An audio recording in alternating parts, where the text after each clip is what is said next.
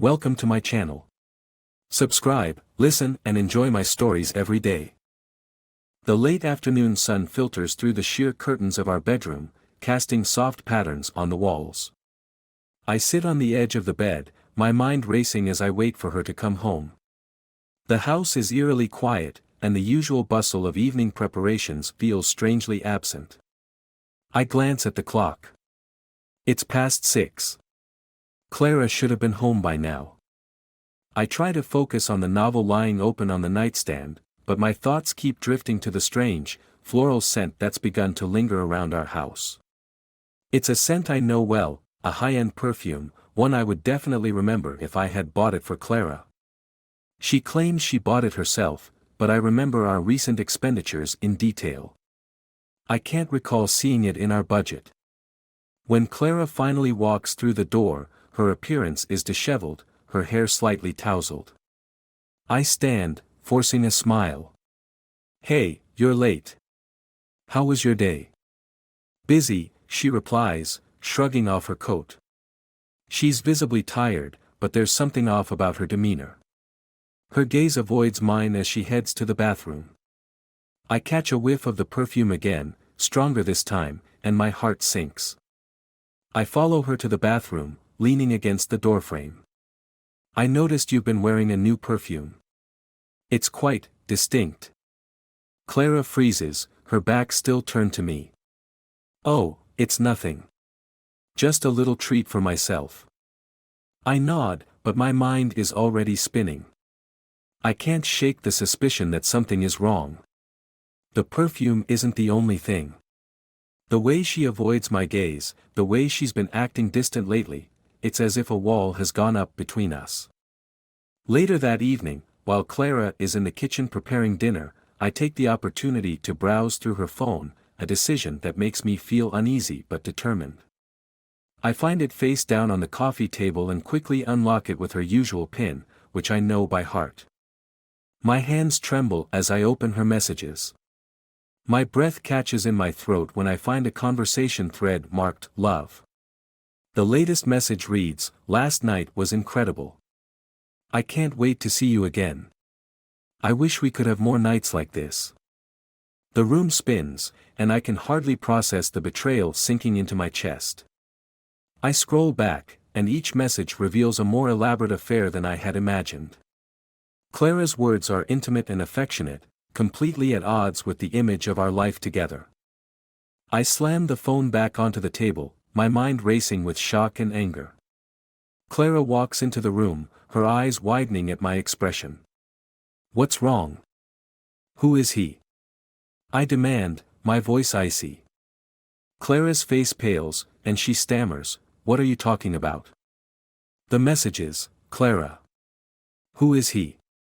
Her silence speaks volumes. I watch as she collapses onto the couch, tears streaming down her face. "I didn't mean for this to happen. I fell for him, and it was supposed to be just a fling, but..." The words feel like a slap in the face. A fling? And what about us? What about our life together? Clara's sobs only deepen my sense of betrayal. I feel a cold, calculating resolve taking over. If she wants to ruin everything we had, then I'll make sure she pays for it. I'll make her understand the full weight of her actions. The next few days are a blur of cold, detached planning. I meet with a lawyer, start gathering evidence, and prepare to take control of everything she once had. I want her to feel the full force of her betrayal. It's not just about ending our marriage, it's about making sure she understands the consequences of her actions. When the divorce papers are finally served, Clara's reaction is one of disbelief and anguish. She pleads with me to reconsider, to work things out, but I'm resolute. The finality of it all feels almost comforting. The vengeance I sought is now within reach. As I walk away from our once shared home, the weight of my actions settles on my shoulders. I've exacted my revenge, but the hollow feeling of triumph reminds me that revenge is a double-edged sword. I may have ruined her life, but in the process, I've irreparably changed my own. Our lives will never intersect again. That's the price of betrayal and the bitter fruit of revenge. The days after the divorce are a chaotic whirlwind. The house is eerily silent, and every corner feels like a reminder of the life that was. I've settled into a routine of work and solitude, trying to drown out the constant reminder of my decision. But today, everything changes. It's late afternoon when Clara shows up unannounced. I hear the doorbell ring and, against my better judgment, find myself answering it. Clara stands on the doorstep, her eyes red and puffy from crying. Her composure is a far cry from the woman I knew. "I need to talk to you," she says, her voice trembling. I hesitate, the anger still fresh. "I don't think there's anything left to discuss. Please, just give me a few minutes. I need to explain myself," she pleads. I'm about to close the door when she adds, "I've come to talk about the settlement. We need to sort this out." The mention of money gives me pause. I open the door wider, letting her in. "Fine. Come in. But this better be good." Clara steps inside, glancing around the now empty house. "I didn't think you'd move everything out so quickly," she says, her voice wavering. I cross my arms. I needed a fresh start. "What do you want to talk about?" She takes a deep breath. "I know you're angry. I get it. But we need to talk about the settlement. I'm not asking for more than what's fair, but You think fairness applies here?" I cut her off, my tone sharp. "You betrayed me, Clara. The legal stuff is the least of your worries." Her eyes flash with a mix of anger and desperation. "You have no idea what it's been like for me. I lost my job because of all this. I'm struggling to make ends meet." The admission is unexpected, and I feel a twinge of sympathy. "So, what are you saying? That you want more money because you screwed up your life?" "No," Clara exclaims. "I just want to make this right. I want to move on, but I need to get my life back in order first." I can see the genuine anguish in her eyes, but it's not enough to change my mind. "You should have thought about that before you decided to have an affair. I'm not giving you anything more." She collapses onto the couch, burying her face in her hands. "I messed up, okay. But I'm still a human being. I'm asking for a chance to start over." The room is thick with tension. I sit across from her, weighing my options. The revenge I sought has been delivered, but the sight of Clara's broken spirit adds a layer of complexity I hadn't anticipated. "Clara, what do you expect from me?" I ask, trying to keep my voice steady. "You want me to feel sorry for you?" "No," she says, looking up with tear-streaked cheeks. "I want you to understand that I'm not the same person I was before. I made a mistake, and now I'm paying for it." There's a long silence as I consider her words. The anger that drove me to exact my revenge has begun to ebb, replaced by a nagging sense of doubt. But I remind myself why I did this, to make her feel the consequences of her betrayal. "I'm sorry for what you're going through, but it doesn't change what happened between us," I finally say. "I've made my decision, and I'm not changing it." Clara nods, her shoulders slumping in resignation. "I understand. I just needed to try." She stands to leave, her steps heavy as she heads for the door. Just before she exits, she turns back. "If you ever change your mind, let me know. I'm not asking for charity, just a chance to start over." The door closes behind her, and I'm left standing in the empty hallway. The conversation has left me feeling more conflicted than ever. Clara's desperation and vulnerability tug at my conscience, but I remind myself of the reasons for my actions. I sit down on the couch, staring at the now blank walls. The anger and satisfaction I felt initially are fading, replaced by a complex mix of emotions. Clara's plea for redemption and the consequences of her actions weigh heavily on me. As the sun sets and the room darkens, I realize that while I've achieved the retribution I sought, the path forward remains unclear. The intrigue of our past is now mingled with the uncertainty of what comes next. The weeks following Clara's visit are a blur of emotions and legal maneuvers. I try to keep busy with work, but the shadow of our past lingers in every corner of my life. I've resolved to move forward, but Clara's presence and the complexity of the situation weigh heavily on me. One evening, as I'm preparing dinner, there's a loud knock at the door. I glance at the clock, 8 p.m. Who could it be at this hour? I open the door to find Daniel, a mutual friend who's been caught in the crossfire of our fallout. He looks tense, his usually relaxed demeanor replaced with a concerned frown. "Hey, can I come in?" he asks, looking around as if he expects someone to be listening. I step aside, letting him enter.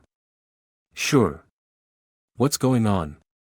Daniel follows me to the kitchen, where I'm trying to salvage a meal that's quickly becoming a burnt offering. He takes a seat at the table, his expression serious. "I didn't expect to see you like this."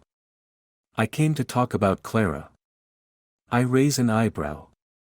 "What about Clara?" "She's been reaching out to mutual friends, asking for help. She's in a really bad place, and it seems like she's struggling more than I thought." The news surprises me. I've been so focused on my own anger and the fallout of the divorce that I hadn't considered how deeply Clara might be affected. "What are you saying, Daniel?" He leans forward, his voice low. "I think she's trying to rebuild her life, but she's hitting rock bottom. I know you have every right to be angry, but I also know you're a good person. Maybe you could help her, at least a little." I'm taken aback by his suggestion. Help her? After everything she's done? "I get it," Daniel says, holding up his hands. "It's a lot to ask. But she's struggling, and it might not hurt to offer a little assistance, maybe just help her find a place or something. You don't have to give her money or anything." I look at him, my mind racing. The anger I felt towards Clara is still fresh, but Daniel's concern for her situation forces me to reconsider. "I'll think about it. But I'm not making any promises." Daniel nods, standing up. "Thanks for hearing me out. I just thought you should know." After he leaves, I sit down at the table, the weight of his words heavy on my mind. I hadn't considered the possibility of Clara's suffering beyond the immediate aftermath of our breakup. The prospect of helping her, even in a small way, feels like a betrayal of my own sense of justice. Later that night, as I'm lying in bed, my phone buzzes with a message. It's from an unknown number. The message reads, "I know you're hurting, but revenge won't heal you. Sometimes, helping others can be the only way to truly move on." My heart pounds as I consider who might have sent the message. It seems like someone who knows about my recent actions and wants to push me towards a different path. I decide to ignore it for now, but the words linger in my mind. The next day, I meet with my lawyer to discuss the final details of the divorce settlement. The office is sterile, the walls lined with legal books and framed certificates. As we review the documents, my lawyer glances up from his desk. "I've been informed that Clara is appealing the settlement. She's claiming she's not receiving enough to cover her basic expenses." I sigh, rubbing my temples. "And what's the likelihood of her appeal succeeding?" He raises an eyebrow. "It depends on how much evidence she can present. If she can show that she's truly in financial distress, there's a chance the court might adjust the settlement." The news frustrates me. The last thing I want is to deal with another round of legal battles. What can we do to minimize the impact? We can prepare a counterargument showing that the original settlement was fair and based on her financial situation at the time of the divorce, he suggests.